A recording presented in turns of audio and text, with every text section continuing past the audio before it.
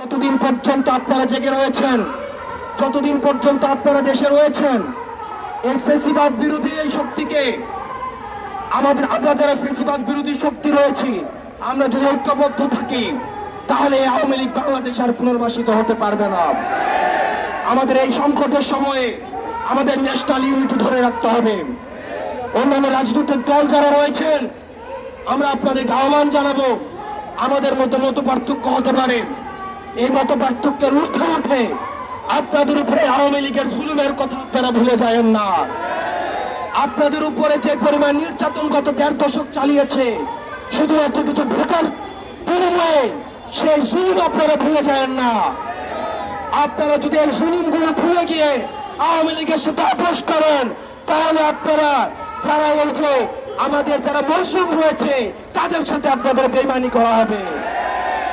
আমরা বলতে চাই, 5 আগস্টের পূর্বে আমরা যেভাবে আপনাদের সামনে ঢাল হয়ে দাঁড়িয়েছিলাম, ঠিক একইভাবে আপনাদের সন্তানরা আমরা আপনাদের সামনে আমরা ঢাল হয়ে দাঁড়িয়ে থাকবো।